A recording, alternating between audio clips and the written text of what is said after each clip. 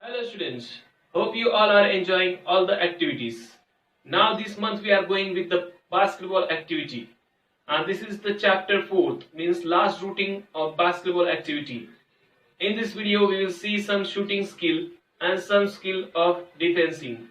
So this all skill we will see in this video. This is the last routine of basketball. So enjoy it and do the practice of all the skill which I have shared with you. And this video also watch properly and do the practice at home.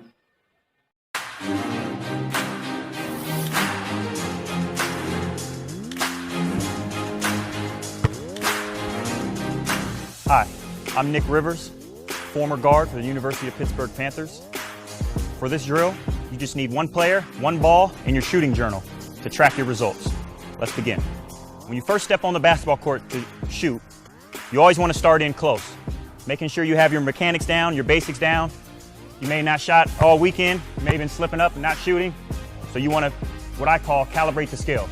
So you start in close, keeping your knees bent, right foot, if you're a right-hander, your right foot in front of your left foot, nice and low and bent. Extend the ball out, extend it, your elbows tight. You elevate up, follow through, okay? I just started shooting, so you may miss, but you need to calibrate the scales. So I was long on that one. I want to be a little shorter on this one. Good. And the opposite, if you're a left-hander, your left foot in front of your right foot, slightly, knees bent, and elevate with your left hand. Okay? Calibrate the scales. After you've calibrated the scales, you shot 5 close, maybe take a step back, shoot another 5, maybe make 3 in a row from each. Whenever you start feeling warm, then we can get into the drill. This is 5-spot shooting. The first spot is the short corner. We're going to come around like we're receiving a pass from a game, like we're rising up, getting balanced, making sure we're balanced, and elevating up for the shot. Okay? Wrapping around. It all happens very quickly. You need to go game speed. Imagine you're in a game. Hustle for your rebounds.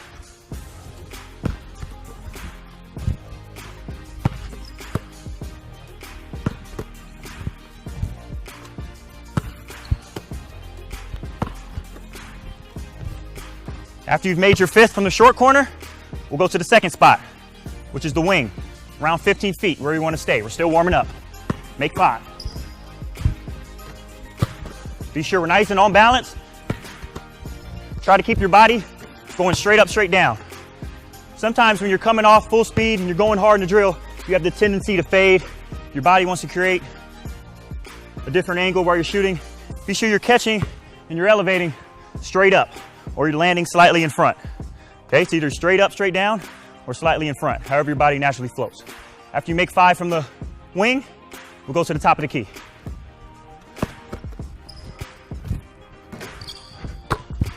Hustle for your rebounds.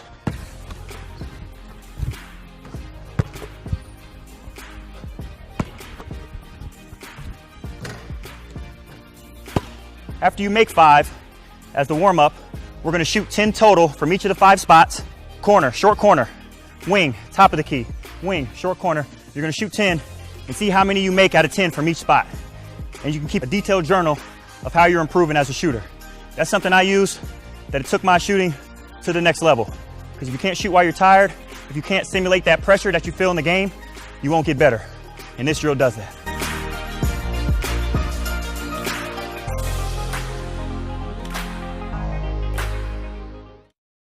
Hey y'all, J-Law B-Ball here, coming to you guys from Southern California.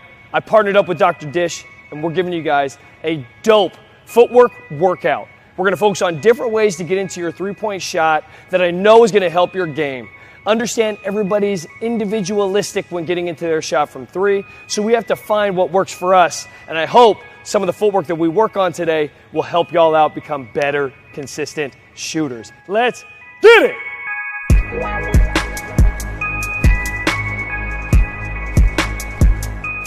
This first type of footwork that we're going to work on is called a foot replacement.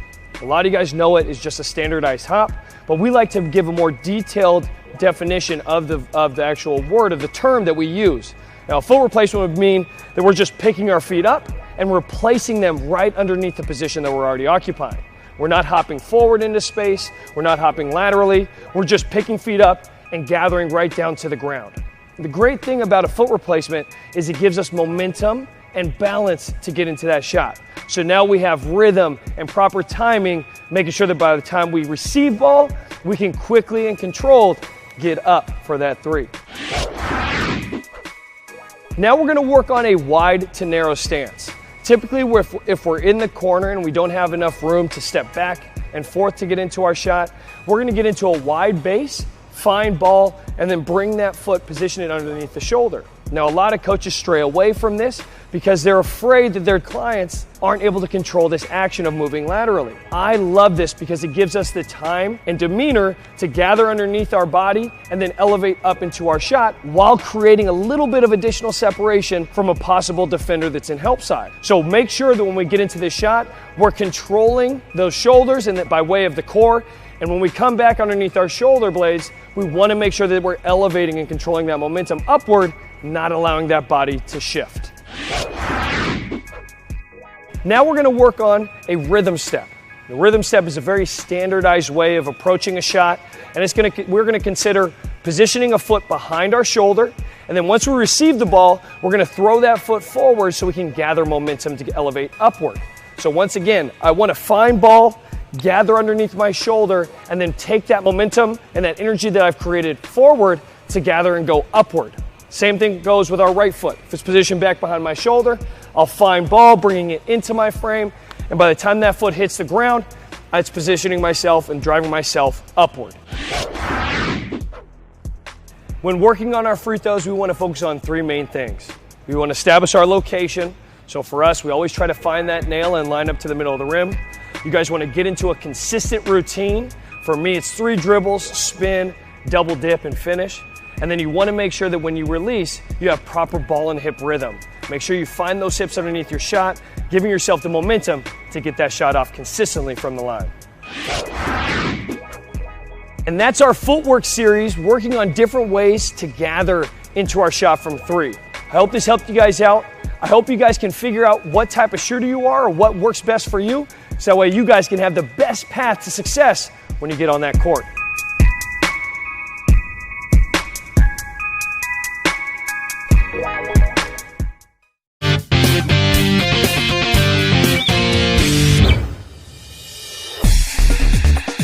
What's up, y'all? Coach Rock here, official trainer for I Love Basketball TV. Got my man, Coach Chase, with me, and today he's going to be breaking down defense. I'm going to be the guy on offense. He's just going to be talking about some defensive techniques and stuff to help you become a better defender, so I'm going to let him take it away. All right, so first things first, we're going to be talking about on-ball defense. This is going to be, say somebody has the ball up top or on the wing or whatnot. We're going to be trying to stop that dominant scorer. So Rock is a dominant scorer, might have the ball here up top. What we want to do here is, say he's a triple threat. All right, so he's a guy that can get to the basket. He's a guy that can pull up and shoot. To do these to defend a great player like this, we have to work on, one, it's just being super competitive, right? So you got to have it in your heart that you want to stop that guy. You don't want to let anybody get easy buckets on you. All right. Second thing is defensive stance. So here I want to be wide. I want my feet wide. I want my arms wide. I want to make it a deterrent for him to be able to get by me. If he does try to make a move, my feet are wide so I can quickly be in position to stay in front of him. Yep. So Chase, how do you feel about playing? Some coaches say play going left, some say play going right, some say straight. So it depends on the system. A lot of coaches will have help design on one side or the other. So as a basketball player, you just need to know your system. You also need to know the strengths of the player. A lot of being a great defender is paying attention to the player that you're guarding and knowing what his weaknesses are. You know, a lot of guys can't go left. A lot of guys only pull up going one direction. You know, these are the little traits that you need to pay attention to. All right. The next thing is you want to be able to apply pressure, but you don't want to get yourself out of position. So what I mean by this is I want to be able to be in here where if he puts the ball on the ground, I can reach the ball, right? So that's defensive pressure. All right. I don't need to be so close out here to where he can quickly just use his footwork to get by me and seal me off. And the second thing is once he goes to make a move, so once he makes his like crossover or whatnot move, all I got to do is take that little half step back and I'm still in good position. What you want to try to do is you want to try to move them in an arc. All right, you don't want to let them make that step and be able to seal you. So if he makes a step and I go back to where he can just get his foot by me, then I've lost. You want to keep your hips in front of that offensive player at the whole time. Yeah, and just so you guys know, Chase is an elite defender. He plays against pros all the time, professional players, NBA guys, and he's able to shut some of them down and hold his own versus anybody on the court. And it's just from these basic techniques that he's teaching. Even if they're more athletic than him, quicker than him, he's still able to, pretty much lock them down just from these basic techniques. Being a great defender is not necessarily about taking the ball every time or even about not getting scored on every time. Being a great defender is about being competitive and about making them take a tougher shot than what they want to take. You don't want to let guys get to their spot. You want to keep your body in front and just make things difficult. All right, so this is on-ball defense. Here with Coach Rock, this is Coach Chase. Yep, of course. And you guys know, like the video, comment, let us know what else you want to see. Maybe if you guys want Chase to bring you some vertical stuff, you already know I'm going to keep the videos coming like always, player breakdowns, drills, anything you guys want, let me know below. If you want a free basketball workout to help you take your game to the next level, click this button right here. That's going to take you to a page. I'm going to ask you your email. Give me your email. I'll personally send you a basketball training workout for free instantly. If you're on any mobile device, click that first link in the description, freaktraining.com/free workout. I'll see y'all next time.